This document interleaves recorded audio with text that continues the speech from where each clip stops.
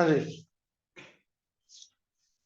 अह, ठीक है, ध्यान से देखना थ्योरम डिफरेंशिएबिलिटी की। ठीक है, F of X and G of X दो फंक्शन है। ठीक है, मोड वाली कलम ने कर ली थी।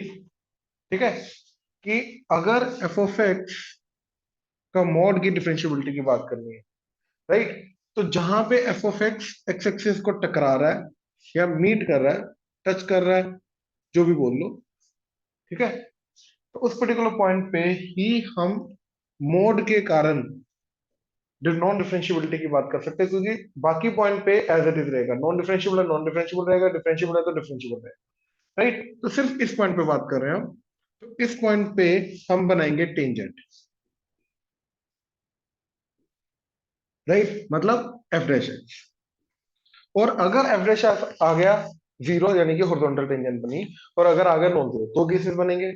अगर तो ये आया नॉन जीरो, एंड अगर ये आया जीरो। अगर तो ये नॉन जीरो आया, तो मोड लेने के बाद वहां पे आ जाएगा पीक, वहां पे पीक आ जाएगा, यानी कि एफ ऑफ एक्स जो है ये हो जाएगा नॉन डिफरेंशिएबल। ठीक है, और अगर डेरिवेटिव आ रहा है जीरो, तो फिर mode of F of x करने पे ये चीज ऊपर जाएगी, टेंजेंट वही की वही रह जाएगी। दैट मीन वो टेंजेंट अभी भी वही रहेगी, यानी कि फंक्शन अभी भी क्या होगा, डिफरेंशिएबल। तो सारा का सारा खेल हो रहा है कि सबसे पहले F of X equal to zero कहाँ कहाँ पे हो रहा है। ठीक है, ये चेक करना कि फंक्शन जो है ये एक्स एक्सिस को मीट कहाँ पे कर रहा है।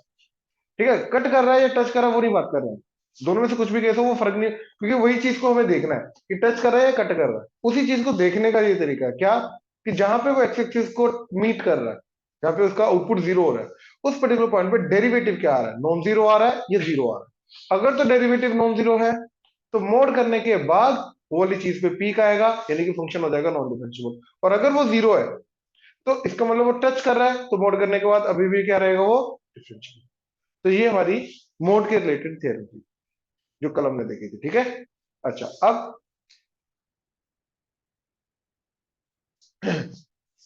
F of X into G of X, ये वाला function F of X continuous and differentiable, and ये वाला function continuous and non differentiable. एक पर्टिकुलर पॉइंट पे बात होगी।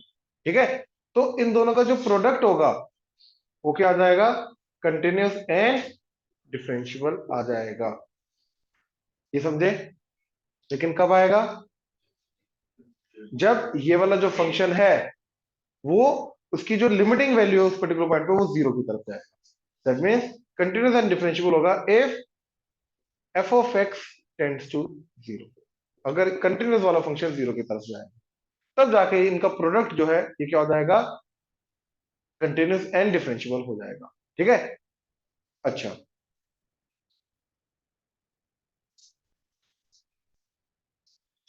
जैसे sine x and x minus pi का मॉड। ठीक है, ये एफ ऑफ एक्स है, पाई पे बात कर रहे हैं। तो पाई पे देखो, यहां पे इन दोनों का प्रोडक्ट आ रहा है।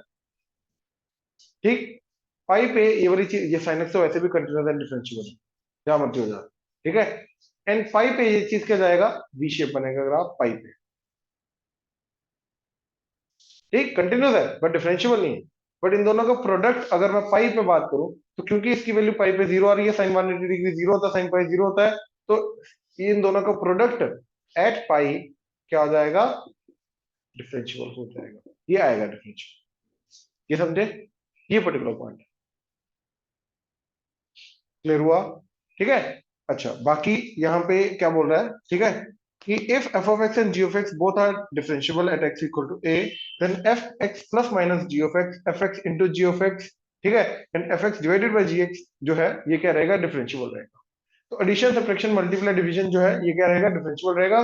जस्ट डिवीजन के अंदर मेक श्योर करना पड़ेगा जो डिनोमिनेटर वाला पार्ट है वो नॉन जीरो होना चाहिए पर्टिकुलर पॉइंट पे। ठीक है, देन ए पॉइंट में क्या लिख रखा है कि if F of X is differentiable and G of X is non differentiable, ठीक है, तो सम एंड डिफरेंस की बात हो रही है, देखो F plus D, F minus D, ठीक है।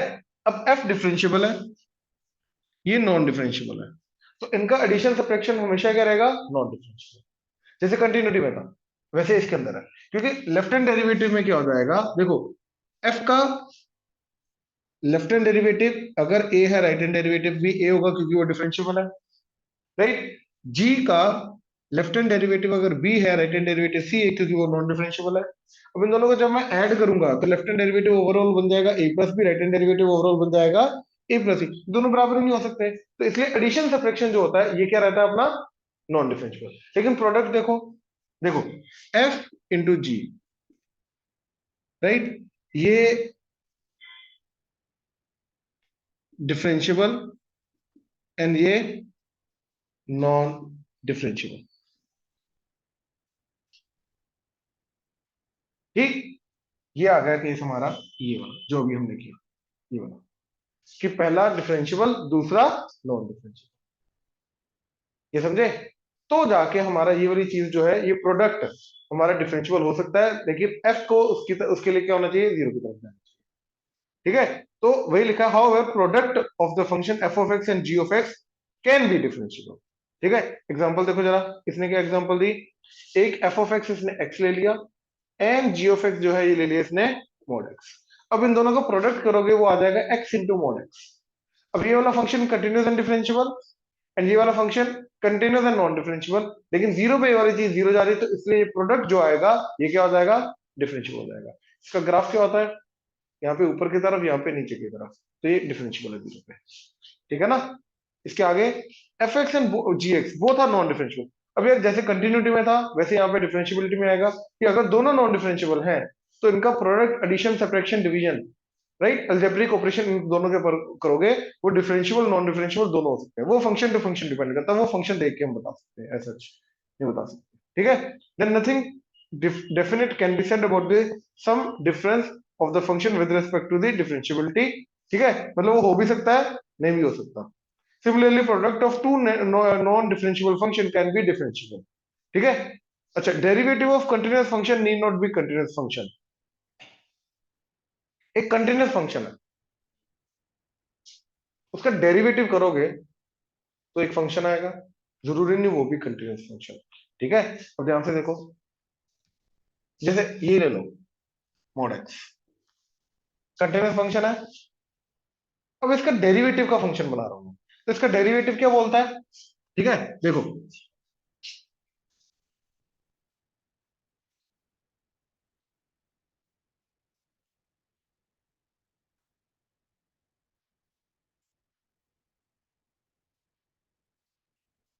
हाँ जी। तो एफ ऑफ एक्स क्या है हमारा, x when x is greater than equal to zero, minus x when x is less than zero. तो एफ डैश एक्स का फंक्शन क्या जाएगा, one when x is greater than zero, minus one when x is less than zero. Equality हट जाएगी, क्यों, क्योंकि भैया zero पे तो डेरिवेटिव डिफाइंड ही नहीं है इसका।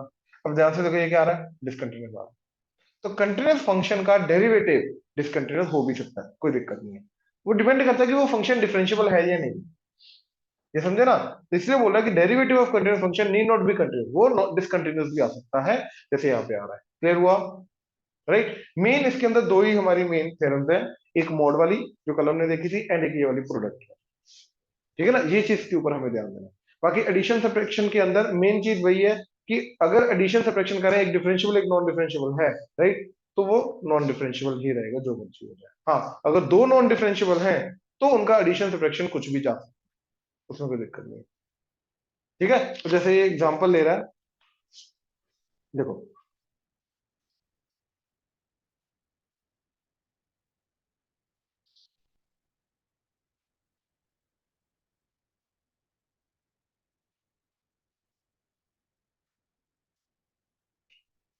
Sign mod x plus mod x, sine mod x minus mod x, ठीक है।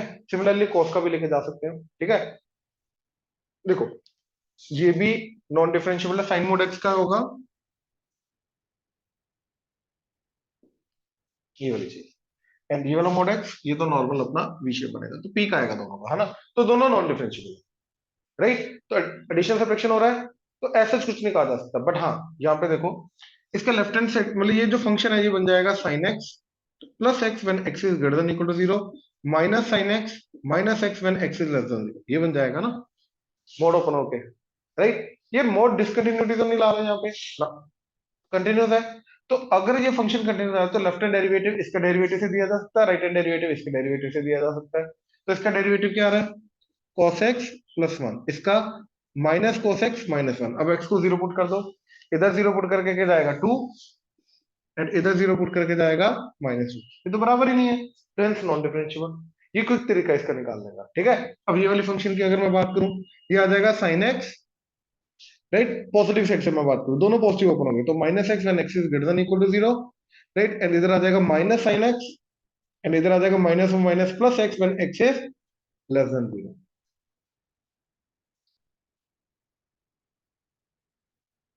क्लियर हुआ, क्लियर है, श्योर। अब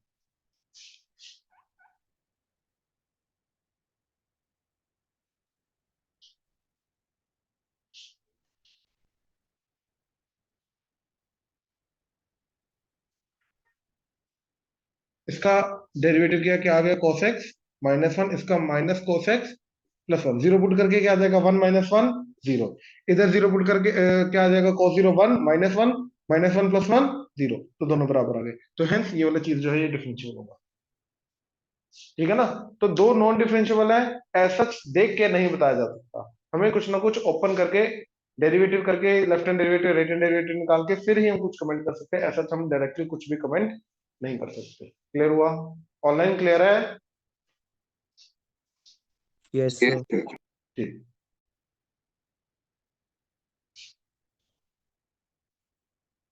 हाँ जी, तो टेंजेंट है नॉर्मल, अगर हमारे पास y equal to F of x एक कर्व है, फिर उसके ऊपर आने वाला एक पॉइंट है अल्फा कोमा बीटा, उस पॉइंट पे अपने को टेंजेंट की इक्वेशन निकालनी है, तो अपने को टेंजेंट की इक्वेशन का मतलब लाइन की इक्वेशन निकालनी है, उसके लिए एक पॉइंट चाहिए एंड एक स्लोप चाहिए।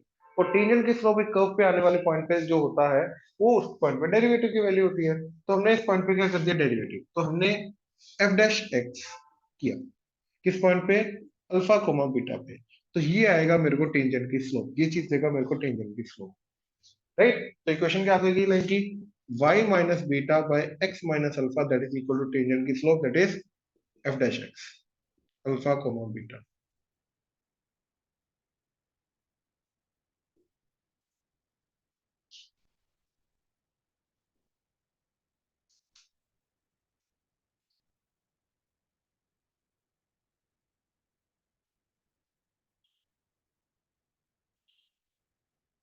ठीक है, ये टेंजेंट की इक्वेशन आ जाएगी at point x alpha comma beta. अब इसी पॉइंट पे अगर नॉर्मल की इक्वेशन चाहिए तो वो बन जाएगी इसी पॉइंट पे परपेंडिकुलर लाइन जो होगी पॉइंट ऑफ टेंजेंसी पे वो होगी नॉर्मल, राइट। तो स्लोप के अंदर फर्क आएगा, पॉइंट तो वही रहेगा, तो x minus sorry y minus beta over x minus alpha equal to, अब m1 m2 equal to minus one होता है तो माइनस वन बाय m आ जाएगा, तो minus one by F dash x at alpha को बीटा, और f dash x के बाद अपना डी वाई बाई डी, तो वहां पे हमने सिनॉप्सिस में d Y by D x वहां पे लिखा, ठीक है। और इसको तुम dx बाई dy भी बोल सकते हो, तो minus of dx by dy at alpha comma beta, ये भी तुम बोल सकते हो,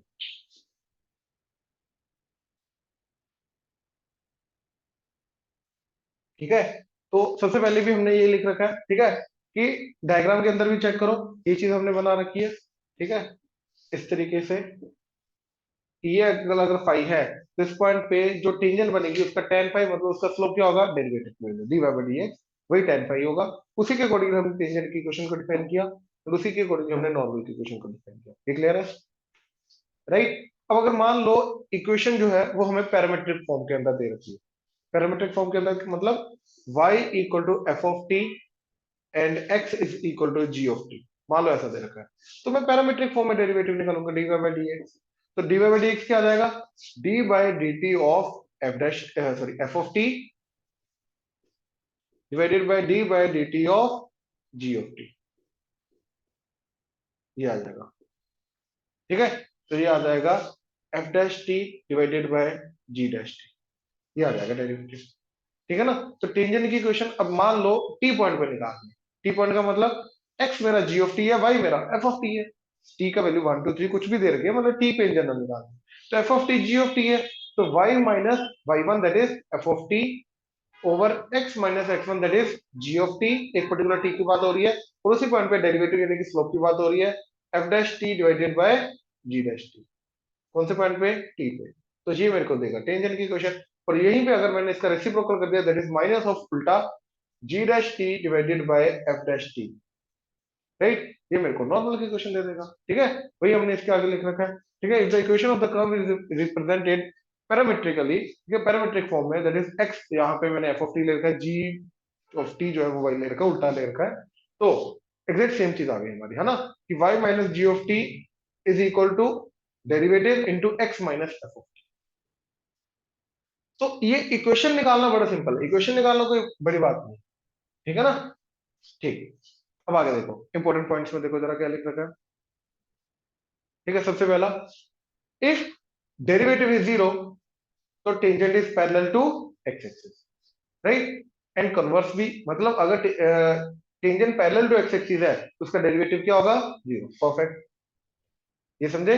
डेरिवेटिव जीरो होने का मतलब tan theta zero, tan theta zero होने का मतलब थीटा 0 डिग्री हो जाएगा, यानी कि जो लाइन है वो एक्स एक्सिस के साथ 0 डिग्री बनाती है। तो एक लाइन एक्स, किसी भी लाइन के साथ 0 डिग्री बनाने का मतलब वो पैरेलल, तो वो लाइन एक्स एक्सिस के पैरेलल होगी। सेकेंड, अगर dy by D x infinity की तरफ जा रहा है, या फिर इसका उल्टा d x by d y zero जा रहा है, ठीक है ना, तो वो बेसिकली क्या जाएगा? 90 डिग्री एंगल जाएगा, राइट? तो वो वाई एक्सिस के पैरेलल हो जाएगा, ठीक है ना?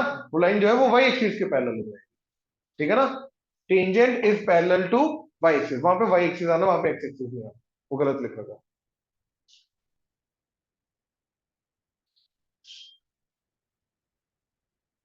ठीक है ना?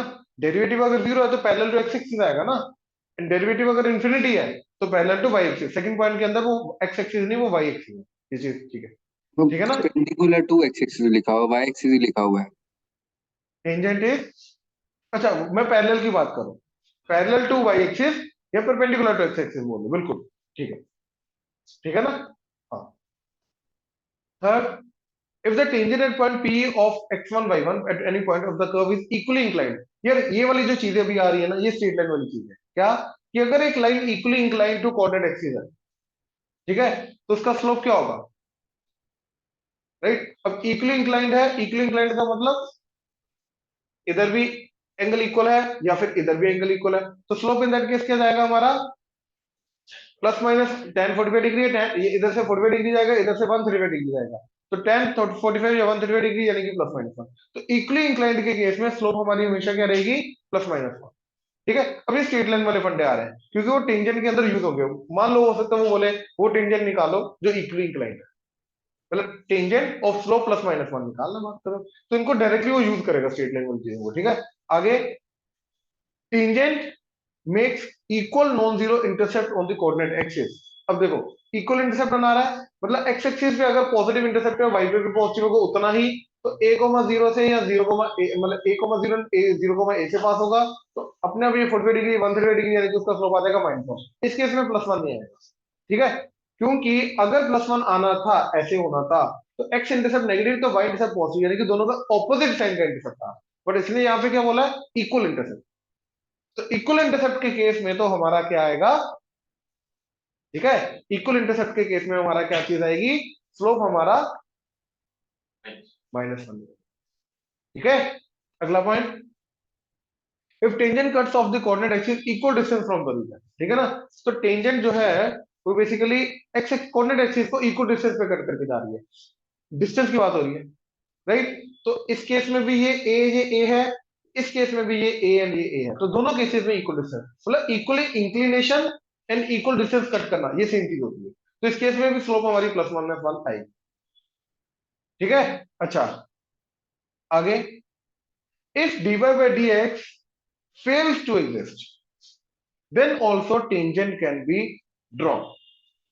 ये वर्टिकल टेंजेंट की बात आ जाती है, ये कल भी मैंने तुम्हें बताया था डेरिवेटिव के अंदर, कि जो वर्टिकल वाला टेंजेंट जहां पे बनती है वहां पे डेरिवेटिव एग्जिस्ट नहीं करता, इन्फिनिटी की तरफ जाता है ना, हमें तो फाइनाइट वैल्यू चाहिए रहती है, राइट? इन्फिनिटी की तरफ जाता है, तो derivative fails to exist but still tangent exist करती है, यही पॉइंट है यहाँ पे।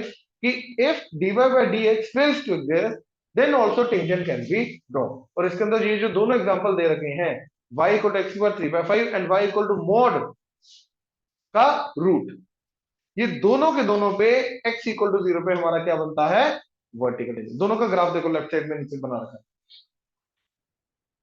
ठीक है ना। तो दोनों पे वर्टिकल टेंजेंट बन रही है। तो वर्टिकल टेंजेंट का मतलब डेरिवेटिव नहीं होगा इनका, राइट, डेरिवेटिव एग्जिस्ट नहीं करेगा। एक का तो वैसे भी पीक आ रहा है, ध्यान से चेक करो, दूसरे का स्मूथ है, बट स्टिल डेरिवेटिव एग्जिस्ट नहीं करता, बट स्टिल टेंजेंट तो बनेगी। ये चीज क्लियर है, ठीक। तो ये चीज भी हो सकती है कि डेरिवेटिव एग्जिस्ट नहीं करता बट स्टिल टेंजेंट एग्जिस्ट करती है, लेकिन ये वाला कौन सा केस रहेगा, वर्टिकल टेंजेंट वाला रहेगा। बस इस चीज को याद रखो कि डेरिवेटिव एग्जिस्ट नहीं करता, टेंजेंट स्टिल बन रही है, वो वर्टिकल और टेंजेंट वाला केस है, ठीक है। अब अगला वाला पॉइंट बड़ा सही पॉइंट है, ठीक है, ध्यान से देखना। चलो रीड कर लो एक बार।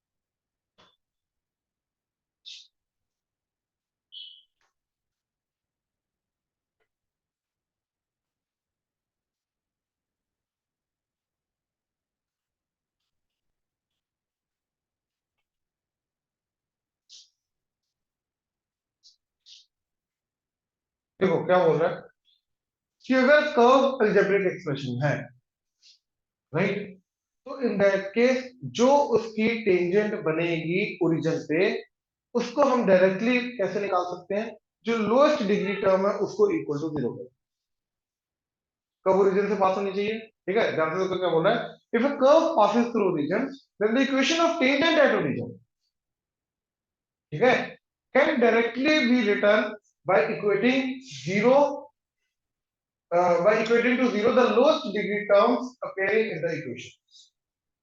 तो एक कर्व की इक्वेशन के अंदर जो भी लोएस्ट डिग्री टर्म है उनको पकड़ो, इक्वल टू 0 कर दो, वही हमारा क्या आएगा, ओरिजिन पे टेंजेंट को रिप्रेजेंट करेगा। जैसे फर्स्ट एग्जांपल के लिए इसने x square plus y square plus 2gx plus 2fy equal to 0। तो इसके अंदर डिग्री 2 डिग्री 2 डिग्री 1 डिग्री 1, तो डिग्री 1 को पकड़ा 2gx 2fy इक्वल टू 0, तो भैया ओरिजिन पे इसकी टेंजेंट ये बनेगी जो मर्जी हो, ठीक है। अगला किस वैल्यू को क्या बोल रहा है, x cube plus y cube minus 3x square y plus 3xy square.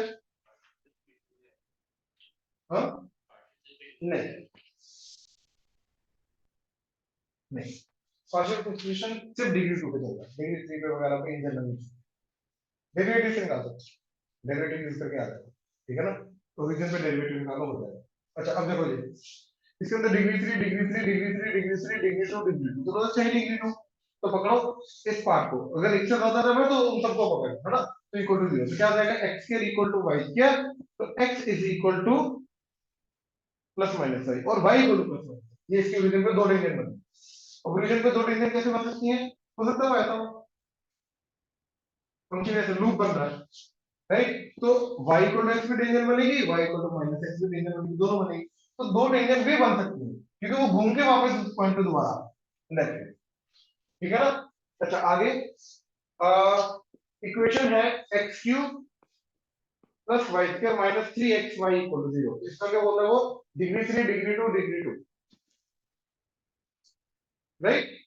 तो एक्चुअली यहाँ पे y क्यूब है इक्वेशन के, मतलब वो मिसप्रिंट हुआ है। तो इसके अंदर ये डिग्री 2 को 0 करो, xy इक्वल टू 0 यानी कि x equal to 0 y equal to 0, यानी कि x इक्वल टू 0 अपना क्या हो गया, y axis, y equal to 0 हो गया x एक्सिस, तो basically x axis y axis यहाँ पे ढूंढना, ठीक है ना। अच्छा अब अगर वो बोल रहा है कि ऐसा केस है x square plus y square x cube plus y cube plus ये इक्वल टू 0, मान लो ऐसा नहीं, तो इस केस में ओरिजिन से बिल्कुल पास कर रहा है, राइट, 0,0 सेटिस्फाई कर रहा है, डिग्री 3 डिग्री 2 इक्वल टू 0। तो इन दैट केस ये वाली चीज को पकड़ो, इक्वल टू 0 करना अपने को, डिग्री 2 वाली टर्म मतलब लोएस्ट डिग्री वाली टर्म को, तो हमने x square plus y square equal to 0 किया। बट ये चीज प्लस होने के कारण इसका मतलब है सिर्फ x equal to 0 y equal to 0 is the only solution possible. इसके अलावा यहाँ से तो कोई कर्व भी नहीं आ, स्ट्रेट लाइन ही नहीं आ रही है अपने पास, क्योंकि ये चीज अगर इधर लेके आए तो Y square equal to minus X square, तो Y equal to plus minus square root of -1 X आ जाएगा, ये तो इमेजिनरी आ जाएगा, यानी कि कोई भी रियल टेंजेंट पॉसिबल ही नहीं है। तो इसका मतलब ये है कि ये वाली कर्व ओरिजिन से पास जरूर कर रही है बट ओरिजिन पे टेंजेंट नहीं बन रही। अब यार एक कर्व ओरिजिन से पास कर रही है बट टेंजेंट नहीं बन रही, एक्चुअली में ऐसा तब होता है जब ओरिजिन एक आइसोलेटेड पॉइंट होता है जो इसको सेटिस्फाई करे। बाकी एक्चुअली में ये वाली जो कर्व है वो ओरिजिन से पास सिर्फ एक पर्टिकुलर पॉइंट पे कर रही है, उसके आसपास कंटिन्यूस कर्व नहीं है, बोले ये ऐसा कुछ होगा एंड ओरिजिन इसको सेटिस्फाई है, तो इसलिए उस पर्टिकुलर पॉइंट पे टेंजेंट नहीं बन सकती, और इसका केस आएगा हमेशा ये वाला, जिसके अंदर लोएस्ट डिग्री टर्म को इक्वेट करके कोई भी लाइन नहीं हमें मिल रही, हमें क्या मिल रहा है, एक पॉइंट मिल रहा है। इसका मतलब यह है कि उस पॉइंट पे हमारी टेंजेंट नहीं बन सकती, तो वो एक आइसोलेटेड पॉइंट होगा जो ओरिजिन से मतलब जो कर्व है वो ओरिजिन से एज ए आइसोलेटेड पॉइंट पास करेगी, कंटिन्यूसली पास नहीं करेगी, और जब तक कंटिन्यूसली पास नहीं करेगी हम टेंजेंट नहीं बना सकते। ठीक है, अच्छा, आगे लास्ट पॉइंट जो हाईलाइट किया हुआ है, if there is a tangent to an even function at x equal to 0 then it is always parallel to x axis. अब देखो इवन फंक्शन क्या होता है, जो सिमेट्रिक होता है y एक्सिस पे, राइट। अब दो टाइप का इवन फंक्शन बनेगा, या तो वो x एक्सिस पे पीक बना रहा है या तो टच करके जा रहा है। अब ये टच करके जाएगा तो ऑब्वियसली क्या बनेगा, यहाँ पे हॉरिजॉन्टल ही बनना पड़ेगा, तभी जाके यहाँ पे पीक नहीं आएगी। हॉरिजॉन्टल बनेगा मतलब डेरिवेटिव जीरो ही होगा, तो इसलिए वो बोल रहा है कि इवन फंक्शन जो है, right, if there is a tangent to an even function, अब टेंजेंट है, टेंजेंट तभी बनेगी जब यूनिक टेंजेंट बनेगी, यानी कि वो फंक्शन वहां पे डिफरेंशियबल है। तो कहने का मतलब ये है कि इवन फंक्शन ओरिजिन पे डिफरेंशियबल अगर है, ओरिजिन सॉरी बाई एक्सिस पे जहां पे वो कट कर रहा है एक्स इक्वल टू 0 जहां पे होता है, वहां पे अगर वो डिफरेंशियबल है तो ये उसका डेरिवेटिव सिर्फ और सिर्फ क्या आ सकता है, जीरो, इसके अलावा कुछ नहीं आ सकता, कभी नहीं आ सकता। ये चीज क्लियर हुआ, यानी कि वहां पे जो टेंजेंट है वो पैरेलल टू एक्स एक्सिस ही बनेगी, इसके अलावा और कुछ नहीं है। ये क्लियर है, ऑनलाइन क्लियर है, यस सर। ठीक है। अच्छा, ये जो आगे लिख रखा है ना, if the curve is x बार 4 प्लस y की बार 4 equal to x square plus y square, ये वही वाला पॉइंट है आइसोलेटेड पॉइंट वाला, then the equation of tangent would be x square plus y square equal to 0 which indicate the origin which is basically an isolated point, so basically tangent नहीं बन सकती in that case वहां पे, ठीक है ना। अच्छा, अब ये हो सकता है कि एक लाइन जो टेंजेंट है वो उसी कर्व की नॉर्मल भी है, राइट, उसी पॉइंट कर्व की नॉर्मल भी है। मान लो ऐसा कर्व ये ऐसे आया, एक्स एक्सिस को टेंजेंट बनाया, फिर घूम के वापस वाई एक्सिस के ऊपर चला गया। अब जो इस पॉइंट की अगर मैं बात करूं, यहाँ पे एक्स एक्सिस टेंजेंट है बट एक्स एक्सिस यहाँ पे एक्चुअली में नॉर्मल भी है, तो दो टेंजेंट है ना यहाँ पे, ये टेंजेंट और ये टेंजेंट। अब ये टेंजेंट मानूंगा तो ये नॉर्मल बन जाएगा, ये टेंजेंट मानूंगा तो ये नॉर्मल बन जाएगा। तो ये ऐसे केसेस भी हमारे पास पॉसिबल होते हैं जहाँ पे जो एक टेंजेंट है, राइट, उसी कर्व की नॉर्मल भी एक्ट करेगा, या नॉर्मल जो है उसी टेंजेंट की उसी कर्व की टेंजेंट भी एक्ट करेगा, इस तरीके से, ठीक है। तो अभी तक हमने बिल्कुल बेसिक टेंजेंट का नॉर्मल का इक्वेशन निकालना, डेरिवेटिव को देखा है और उसके कुछ इंपॉर्टेंट पॉइंट देखे, स्ट्रेट लाइन के point, right. Then lowest degree term को इक्वेट जीरो करके अलजेब्रिक एक्सप्रेशन के अंदर से, अगर नॉन अलजेब्रिक एक्सप्रेशन आ गया तो उसके अंदर ये वाली चीज, ये वाला फंडा नहीं जाएगा। ये क्लियर है, ठीक। नेक्स्ट, सर पैरामीट्रिक फॉर्म, जो हाँ जी। आपने y इक्वल टू एक्स की पावर 3/5 करवाया सर, अगर उस वो भी तो ओरिजिन से पास करा तो उसकी टेंजेंट मतलब उसमें तो एक ही टर्म है। क्या बोल रहा है, y इक्वल टू एक्स की पावर 3/5 ये भी तो हाँ, ओरिजिन से पास कर रहा है, तो इसकी जो अगर आपने कहा लोअर टर्म है तो फिर टेंजेंट उसके हिसाब से नहीं एक सेकंड निकलेगी। रुको, एक सेकंड रुको, तो बोल रहा है, जो तो बोल रहा है ना वो ये बोल रहा है ना, y इक्वल टू एक्स की पावर 3/5 ना, यस सर। तो इसकी लोएस्ट डिग्री टर्म क्या होती है, अच्छा एक्स की पावर 3/5 फिर x equal to 0 y axis आ गई, ठीक है। तो बस खत्म है ना। ये भी नहीं करना तो पावर 5 कर ले पहले, तो y की power 5 equal to x cube, अब लोएस्ट डिग्री ये जा रही है, इसको जीरो कर दो, एक्स इक्वल टू 0 आ गया। Okay sir.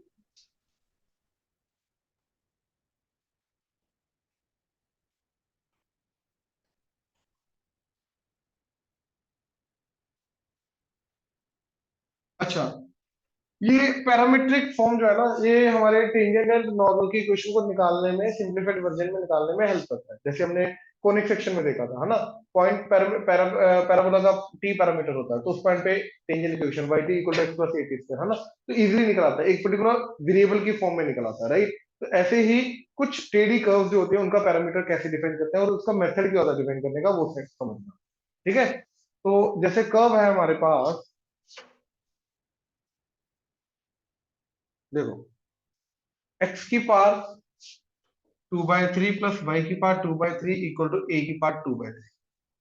तो मैंने क्या किया, इसको नीचे ले आया, तो एक्स की पावर 1/3 बाई ए की पावर 1/3 का स्क्वायर प्लस वाई की पावर 1/3 बाई ए की पावर 1/3 का square that is equal to 1। ये बन गया। अब इसको sine square plus cos square equal to 1 बना लो। और साइन होता है वर्टिकल, मतलब परपेंडिकुलर बाय हाइपोटेन्यूज होता है ना, तो वो वर्टिकल वाली चीज को रिप्रेजेंट करता है। वैसे भी हॉरिजॉन्टल कंपोनेंट वर्टिकल कंपोनेंट में हॉरिजॉन्टल कंपोनेंट कॉस होता है, तो हॉरिजॉन्टल कंपोनेंट मतलब एक्स एक्सिस लॉन्ग, तो इस वाले पार्ट को हमेशा कॉस लेके जाओ, इस वाले पार्ट को हमेशा साइन लेके जाओ। तो एक्स की पावर 1/3 बाय ए की पावर 1/3 इज कॉस टी ले लो। तो एक्स की पावर 1/3 क्या बन जाएगा, ए की पावर 1/3 कॉस टी, क्यूबिंग कर दो तो एक्स क्या आ जाएगा, A cos cube T. Similarly Y आ जाएगा हमारा ए साइन क्यूब टी। तो इस कर्व का पैरामीट्रिक फॉर्म क्या जाएगा हमारा, ए कॉस क्यूब टी कोमा ए साइन क्यूब टी। ये समझे, बीच में अगर माइनस है तो सीकेंड एंड टेन बना लो।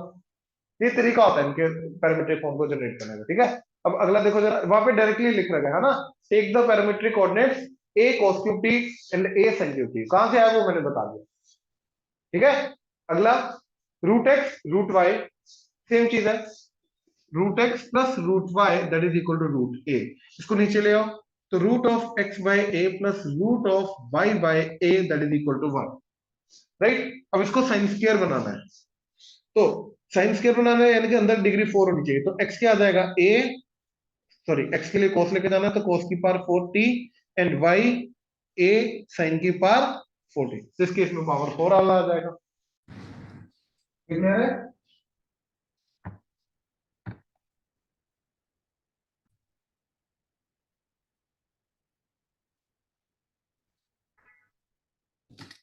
हाँ जी, अगला क्या है, एक्स की पावर n बाय a की पावर n।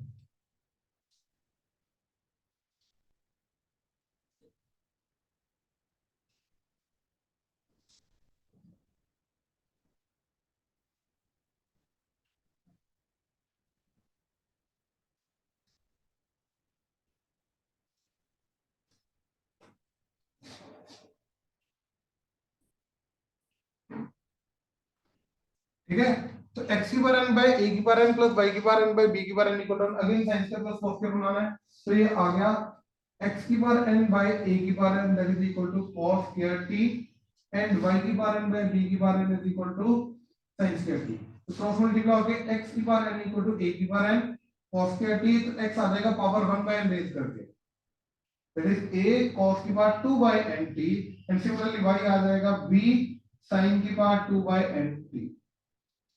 तो इसका पैरामीट्रिक फॉर्म हो जाएगा। ठीक है, तो x क्या आ जाएगा, a cos की power 2 by n t and similarly sin आ जाएगा, वही वहां पे पैरामीट्रिक फॉर्म डिफाइन कर रखा है हमने। ठीक है, अब अगला वाला देखो जरा, अगला वाला क्या बोल रहा है, C square X square plus Y square equal to X square Y square. ठीक है, C square X square plus Y square equal to X square Y square. इसको इधर लेके ये काम करो, इसको इधर लेके आओ, सी को उधर लेके आओ, क्या बन जाएगा, x square by x square Y square that is 1 by y square and 1 by x square that is 1 by c square, right. अब सी स्क्र को इधर रखो तो ये आ जाएगा इक्वल टू 1, तो sin square plus cos square equal to 1। तो मैंने इधर क्या किया, c बाय y को क्या ले लिया, cos t and c by x को ले लिया sin t। हाँ बिल्कुल, y ऊपर जाएगा तो ये cos नीचे आके secant बन जाएगा ना, तो यहां से y क्या आ जाएगा, c secant t and x क्या आ जाएगा, c तो secant t। वही चीज वहां पे लिख सकते हैं। तो ये जनरली पैरामीट्रिक फॉर्म को बनाने का तरीका हमारा होता है, वो इंट्रोड्यूस ट्रिग्नोमेट्री, ट्रिग्नोमेट्री के आइडेंटिटीज को इंट्रोड्यूस करके हम उसको सिंपलीफाई करने की कोशिश करते हैं। क्लियर है। ठीक है, अब आगे एग्जांपल देखो जरा, एक क्या लिख रखा है, find the equation of tangent and normal at x equal to 0 if they exist on the curve y equal to x बार 1/3 into 1 minus cos x।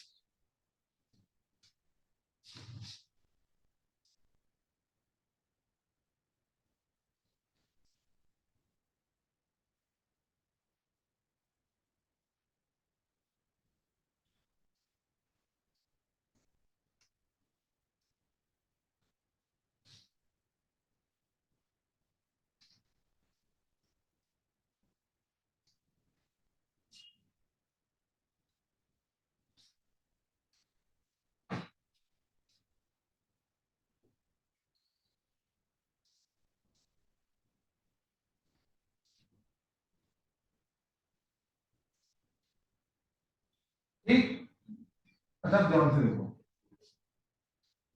Eight x equal to 0,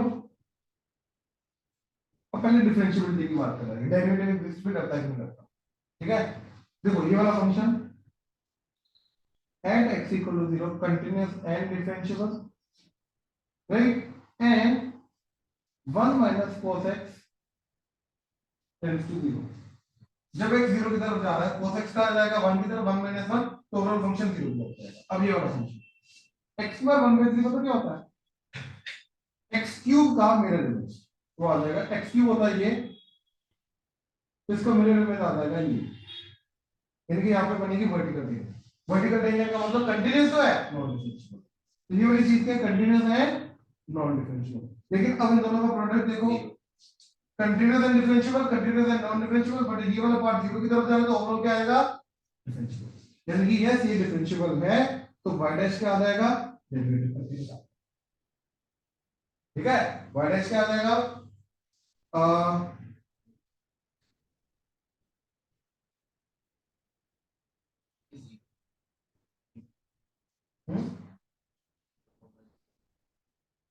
0,0 यानी को पॉइंट 0,0, और डेरिवेटिव डिफरेंशिएबल तो आ गया ना, differentiable आने से derivative की वैल्यू नहीं मिली, लेकिन डेरिवेटिव की वैल्यू कुछ भी हो सकती है ना, वो तो निकालनी पड़ेगी अपने को, राइट। तो डेरिवेटिव की वैल्यू निकालने के लिए 0 पे वैल्यू 0 आ रही है, तो लेफ्ट हैंड डेरिवेटिव या राइट हैंड डेरिवेटिव में से कुछ भी एक निकाल लो, और वो क्या आ जाएगा अपना, लेफ्ट हैंड डेरिवेटिव या राइट हैंड डेरिवेटिव क्या आएगा अपना।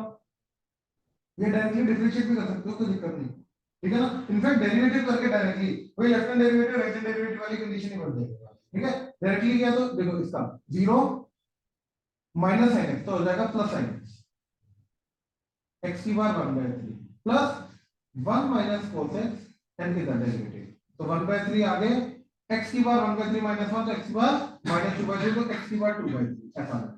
एलसीएम लेके ये इधर चला जाएगा तो ये आ जाएगा x, ये बन जाएगा।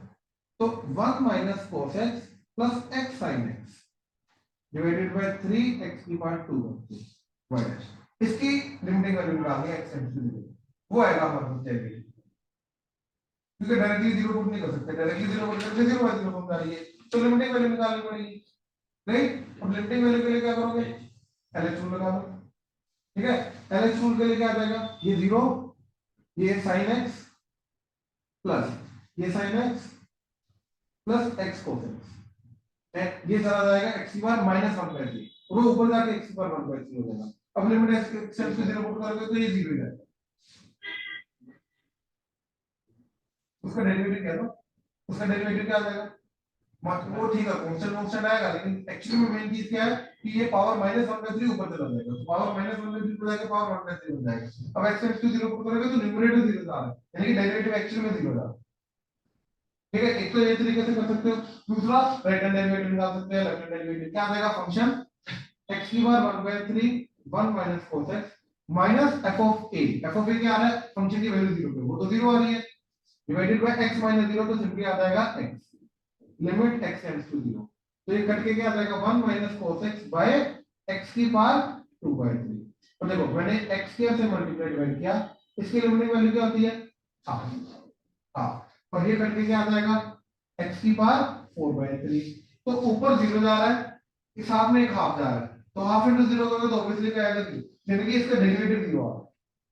अब 0,0 से पास कर रहा है, डिफरेंशिएबल है, और 0 पे डेरिवेटिव 0 आ रहा है, यानी कि क्या बनेगी x एक्सिस इसकी टेंजेंट, दैट मींस इसकी टेंजेंट की इक्वेशन क्या आ रही है, y इक्वल टू 0। क्लियर हुआ? ऑनलाइन क्लियर है? सर ये कर्व भी तो ओरिजिन से पास कर रहा है, तो उसमें लोएस्ट डिग्री वाला नहीं कर सकते? भाई अलजेब्रिक नहीं है ना ये। अच्छा ठीक है। ठीक है ना, अलजेब्रिक के लिए चलता है। ठीक है, चलो।